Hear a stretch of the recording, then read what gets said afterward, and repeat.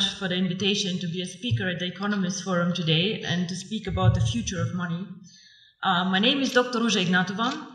I hold a PhD in law. I have always been very interested in financial services and worked about 6 years with McKinsey in Eastern Europe, actually when the crisis hit us really, really bad. I was spending my time in Russia with Sberbank, and it was an interesting time.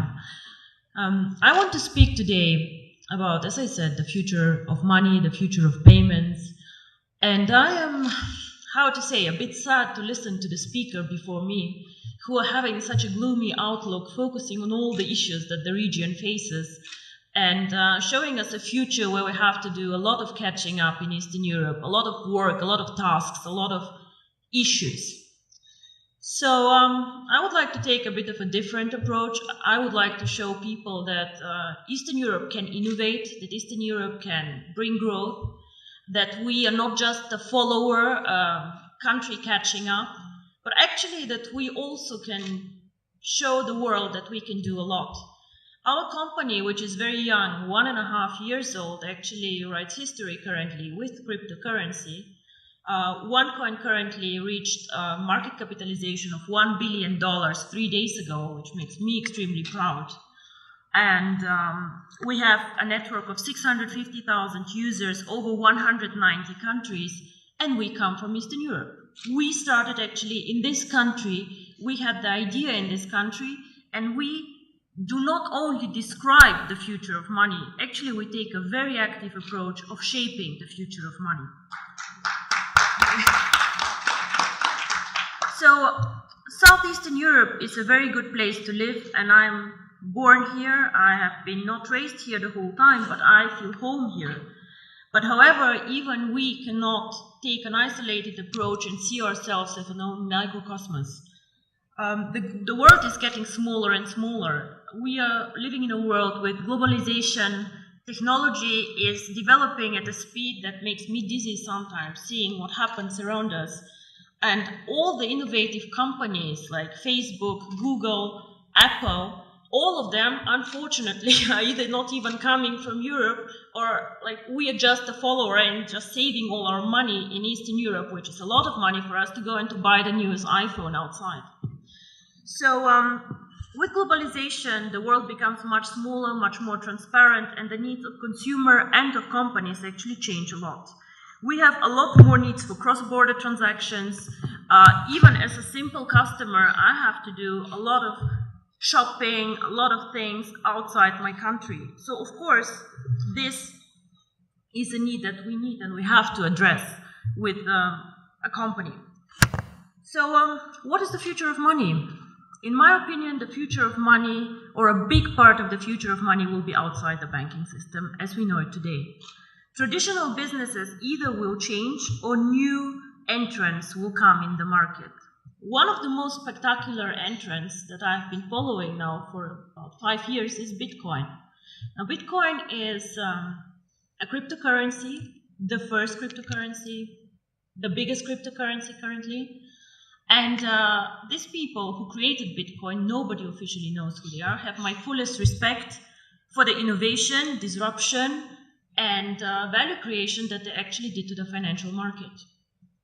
Of course, wherever there's value creation, speculators come, and a lot of turmoil can happen, but these people created something new and something really exciting. Bitcoin and the blockchain technology, which makes financial services independent from governments, independent from regulators even, and independent from banks as we know them, already starts changing the world we live in. However, Bitcoin until now and the more sophisticated cryptocurrencies have been a payment system, an investment system for the either very sophisticated people out there with a very, very solid IT background, for the smart ones, or for the elite who has a lot of money and diversifies their portfolio with a new exotic investment like Bitcoins. The market is still not very big, with a market capitalization fluctuating between 2 and 3 billion, transactions happening every day about 200 million euro. So we still have a lot of potential to grow in the cryptocurrency market, but we see a start. So we have been, or are we still an emerging market? I'm not sure what is politically correct to say, but emerging markets are out there. And we can speak about Latin America, we can speak about Asia, we can speak about Africa, extremely interesting market actually, which is like catching up now. And we can speak about also the small Asian countries. In all these countries, we have an issue that we also had here actually, a lot of people who are underbanked, unbanked, or just forgotten by the big players. Why? Because they're poor, because they have needs that are not that interesting in the transactions, or simply because some of these people do not have proper documents. I have been in countries where people, every one of them has a smartphone, but has no proper ID card. So how do these people bank? I have been in Singapore and seeing Indian people working very, very hard to support families in India. How do these people send money to their families and to their loved ones? Remittance business in Dubai, all the Filipinos working there and pushing economy. What do these people do? What they do is they either go to a bank to do foreign exchange, they go to a Western Union outlet, and they pay high fees. Because why? We as a financial sector charge always most the ones who are the poorest, who are like the ones with the needs that nobody else can serve.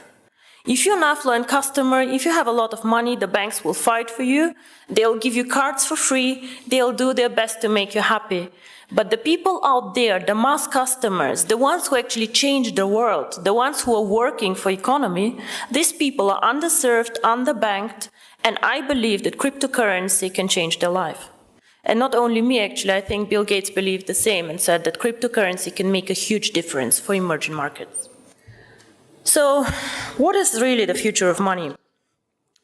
I believe that if cryptocurrency is spread out there to the mass market, to people who can be made understand cryptocurrency, and as you say, cryptocurrency sounds very, very complicated, hidden, complex. Can I do it?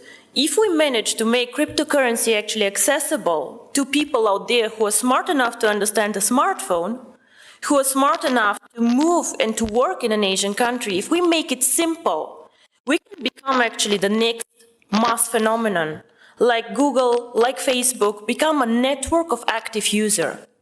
Until now, cryptocurrency did not make the leap, in my opinion, because it is not user-friendly, because it's not easy to use for the mass market, and because people perceive it as very difficult.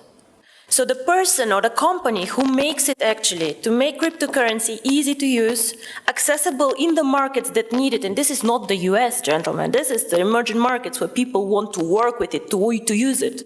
If we make cryptocurrency not only a tool for speculators and investors to make quick money, but make it usable, if we work on KYC, on documentation, on making it transparent and bringing cryptocurrency to the traditional world, with the regulators, by the way, the US actually government, 4 weeks ago, they said that cryptocurrency is actually in a status equal to commodities.